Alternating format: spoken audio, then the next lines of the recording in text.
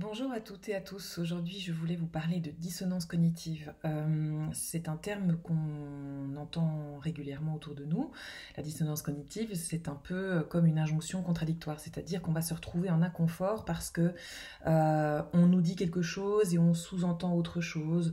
On se retrouve soi-même prisonnier de croyances contradictoires à l'intérieur de nous. Alors, j'apprécie beaucoup le travail de Julie Daché et elle parle, quand elle traite de la dissonance cognitive, elle utilise comme exemple celui du fumeur qui sait très bien que c'est mauvais pour lui mais qui continue de fumer. Et pour réduire l'inconfort, il va par exemple dire à celui qui lui dit que ça lui fait du tort qu'il faut bien mourir de quelque chose. Et donc c'est une stratégie parmi d'autres pour réduire l'inconfort, conséquence de la dissonance cognitive. Pourquoi j'avais envie de vous parler de ça aujourd'hui? Parce que je suis en train de reconsidérer pas mal de choses dans mon travail et dans ma vie de manière générale. Et je me rends compte qu'au stade où j'en suis arrivée aujourd'hui, la dissonance cognitive est quelque chose que je ne peux plus du tout tolérer. Et c'est même pas que je ne la tolère plus euh, parce que je serai en colère et que c'est une valeur forte pour moi. C'est que non seulement c'est une valeur forte, mais aussi au niveau physique, au niveau physiologique, je ne la supporte plus. C'est-à-dire que je vais avoir beaucoup d'anxiété, beaucoup d'angoisse quand on me dit quelque chose et qu'on veut m'amener à faire autre chose ou quand on fait de la manipulation émotionnelle, etc. C'est vraiment maintenant devenu intolérable pour moi sur le plan de tout mon système émotionnel, mental et physique aussi. Je pense que quand on est une personne sensible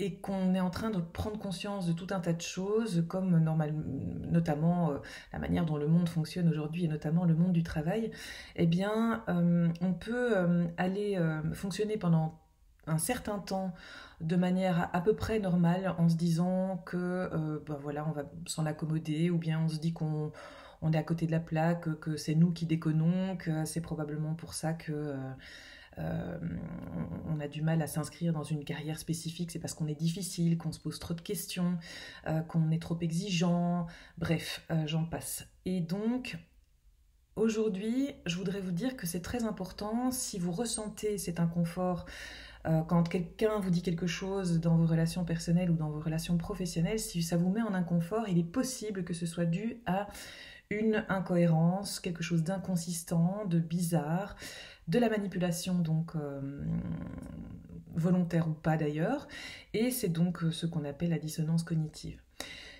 J'ai notamment fait une vidéo il y a une bonne année, je crois, je ne sais plus, où je vous racontais, à chaud d'ailleurs, dans une vidéo assez émotionnelle, que j'avais quitté un emploi après 3 jours de prestation.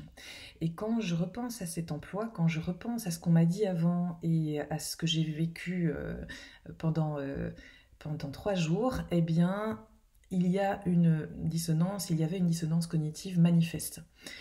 Je me rends compte aussi que dans mes emplois successifs et dans mes relations successives, j'ai parfois été taxée d'instable parce que je coupais court à certaines situations et on ne m'a pas toujours comprise. On m'a dit que j'étais difficile, que j'étais quand même bizarre, que j'étais dure, intolérante, exigeante, changeante. Et c'est simplement parce que aujourd'hui je peux me pardonner de ça parce que je le comprends et donc je peux commencer tout un travail d'autocompassion pour moi-même.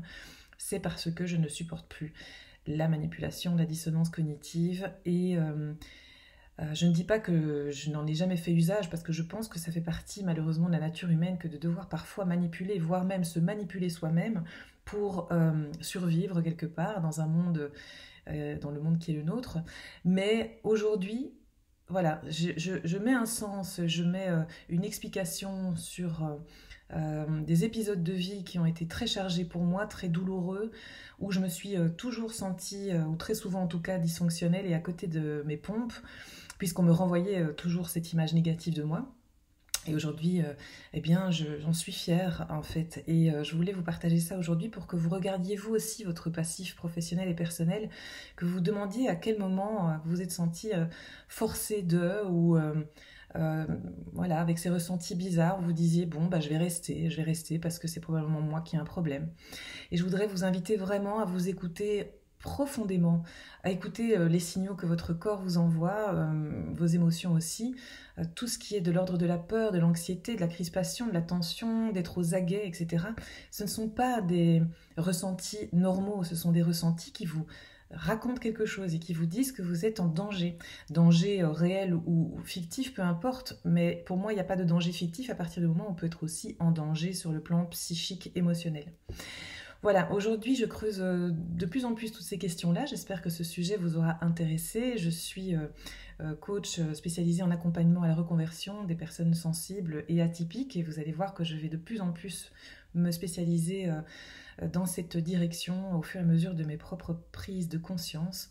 Vous pouvez me trouver facilement sur internet et vous pouvez aussi m'envoyer un mail avec grand plaisir à l'adresse info@virginielobet.be. À bientôt.